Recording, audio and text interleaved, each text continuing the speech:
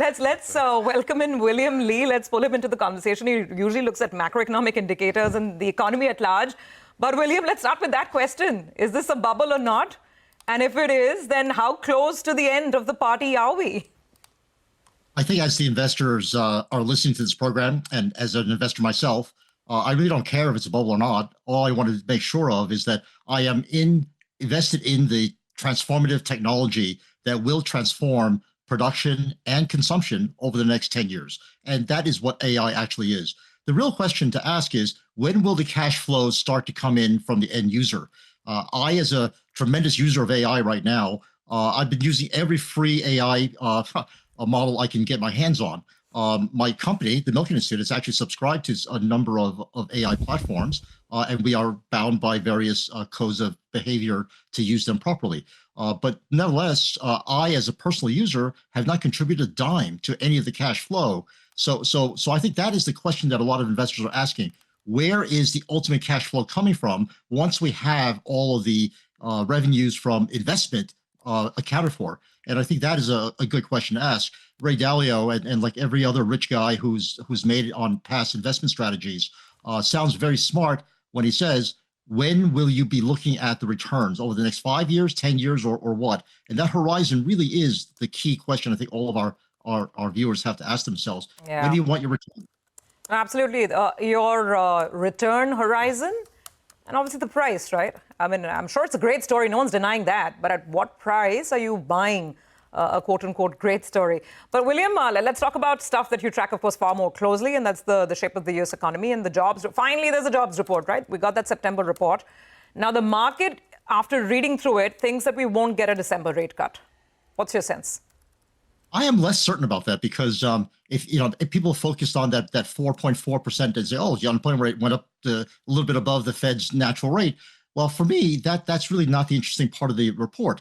What was interesting was that there were downward revisions to prior months' data of about 20, 30,000, and the most of the growth jumped from the 70,000 or 50,000 that people expected came from government. And when you take into account these revisions, we're back to a very slow pace of job creation. And again, the sectors that created jobs were the usuals of healthcare and services that are not exactly the highest paying. So when you asked earlier about the shape of the consumer, Walmart has benefited tremendously because they have been able to discount to the low-wage, low-income consumer. And those are the companies that will do well because the U.S. consumer is not in good shape when you look at the growth of income, growth of employment, and where the growth of jobs are. It's not in the high-paying, high-wage sectors. They're in the lower-paying service sectors. All right, so William, let's get this clear. You're still expecting the rate cut or not? You're not expecting the rate cut. Is it in December? If I were back in my job at Citi and I had to tell my clients what I think the Fed will do, I think they will pause. If I were on the FOMC, I'd be cutting by at least 50 basis points. So, and the reason for that is because I really take very seriously that slowdown in the labor market. And the kind of inflation pressures that we're worried about, they are the transitory price level jumps that come about from tariffs.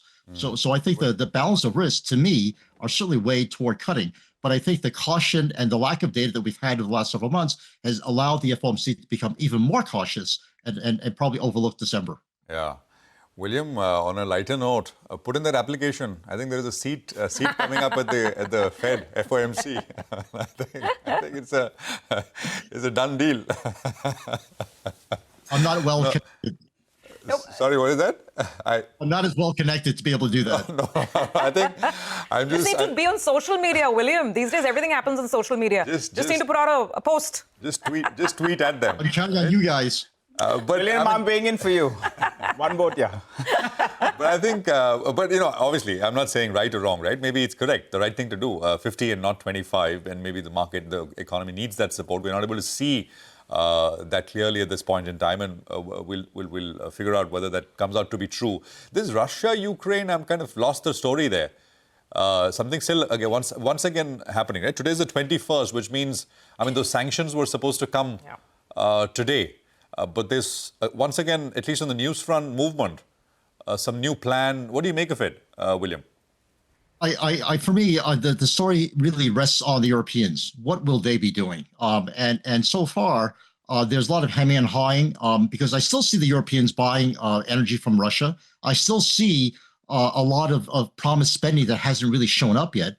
So again, it's depending upon the U.S. to make up the difference until the Europeans get their act together. And as usual, the Europeans are taking their time to getting their act together militarily. So I'm afraid the conflict in Russia between Russia and Ukraine is going to really be even more extended than we thought in the past. William, to round it off, when you spoke about that 50 basis points rate cut that you would have done if you were at the Fed, coupled with, I was just hearing your commentary. I mean, you sound a little cautious on the U.S. economy, which is a departure from the last 2-3 months that we've been speaking. You've been, very, very confident about growth. Is it because of jobs? Because all these AI guys, they've been cutting workforce left, right, and center in any case. And you mentioned that there's going to be some sort of an inflation play out because of tariffs. The inflation play out, I think, is limited and to maybe a quarter point or half point. And you'll get maybe a monthly increase of slightly more than that on the CPI. But again, what the policy concern is where inflation is going to be over the next year and a half to 2 years, because that's the lag for monetary policy. It's not the inflation today that we're worried about. And whether or not that inflation will persist, at least according to financial markets, the way the pricing is done on the break-evens, it's not going to be there. So I think the Fed is really less worried about that, except to say that the lack of data allows them to be even more cautious on that front. And the fact that they say, well, we know the labor market's slowing, but we see consumers and everything else doing so well, especially investment in the AI. And I think that K-shaped economy where there's a huge gain on the part of the very, very wealthy, but most of the working people, working stiffs in the world are really hand to mouth. And I think that situation in the U.S. economy persists, and it's been a long-term story. All right. We'll leave it there. William, always a great chat. Appreciate you coming on here on CNBC-TV18 and sort of talking us through some of this stuff. Thank you.